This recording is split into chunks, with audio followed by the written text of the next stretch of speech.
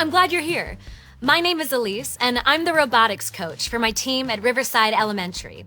Usually, we are getting ready for our next competition, but today, I wanted to show my team something special. Ta-da! Cool, right? Yeah, I know. You're probably thinking, Elise, that's just a toaster, like the one I have in my kitchen. And you're right. You put bread in the top, right here, press this button, and then it makes toast. So we know how it works on the outside, but what is really going on under the surface? Let's take a look. Now, remember, don't try this at home. When you plug in a toaster, a complex network of wires and electricity work together to make your toast. Like, in here is the heating coil that heats your bread up to the perfect temperature. And this is the circuit board. It controls how dark you want your bread to be toasted. By turning the dial in the front, you set a timer for your bread to toast. Oh, and this right here is so cool. It is an electromagnet that holds your bread down, and when the timer is done, it shoots your toasted bread back up using this spring. Even though a toaster looks like a simple object, there are many things happening inside that we don't see. You know, sometimes that's how we can all feel. On the outside, we might look and act one way, but on the inside, we have a lot more going on. Do you know what I mean? Maybe there are hard things happening at home, or maybe you're really struggling with one of your subjects at school, or it could be that you didn't get the position you wanted on your team. All of these situations can be a lot to handle on the inside. And from the outside, people may not be able to see what you're really thinking and feeling. It's surprising how you can be surrounded by people and still feel invisible sometimes, like no one sees the real you. So what should we do when we feel invisible? When I have questions like these, or feel invisible myself, I like to turn to the Bible for help. The Bible is God's true message to us about Himself, and it can help us understand more about who God is and what's going on inside. Let's look at a book in the Bible called 1 Samuel. A leader named Samuel had a big job to do, but there was a lot more going on under the surface than what Samuel could see. Let's see what happened. Samuel anointed David. Samuel was a wise leader and prophet in Israel. Prophets would tell people special messages from God.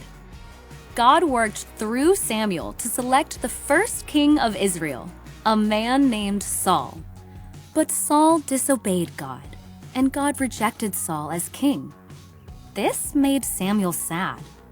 God said to Samuel, "How long are you going to be sad over Saul since I have rejected him as king over Israel? I am sending you to a man named Jesse, who lives in Bethlehem, because I have selected one of his sons to be the next king." So Samuel did what God directed him to do.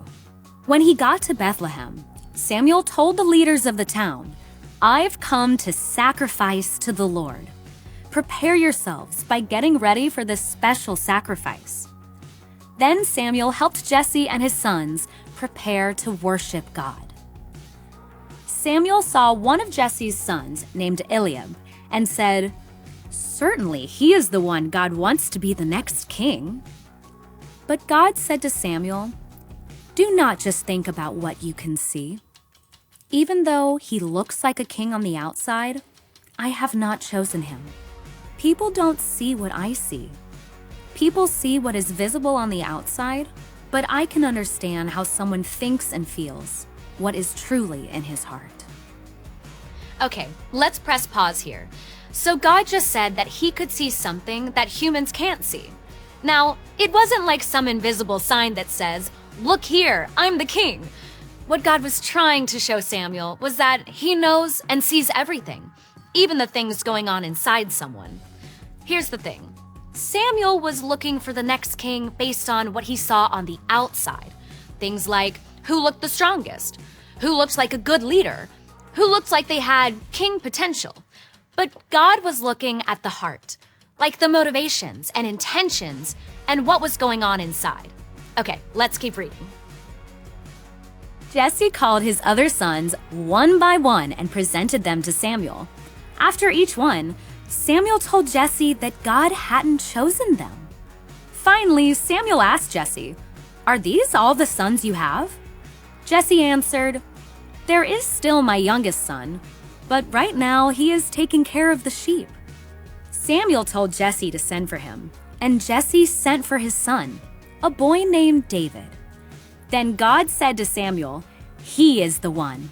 Anoint him as the next king." So Samuel poured oil on David's head and anointed him as king in front of his brothers. And God's Spirit came powerfully on David from that day forward. God is amazing. When Samuel was looking for the next king, God told him to go to Jesse's family. Even though Jesse's other sons looked like they were a better fit for the job, there was only one person who God had chosen for this: David. And not only that, but God could also see David's heart and knew that he would be the best king. And guess what happened? David was a great king. And the Bible even explains some of the great things God did through David in his lifetime and many years later. God saw David just like he sees you and me. He knows all about us, even the little things. God knew every detail about David because God is the one who made David. He knew what was in David's heart and the great king he would be.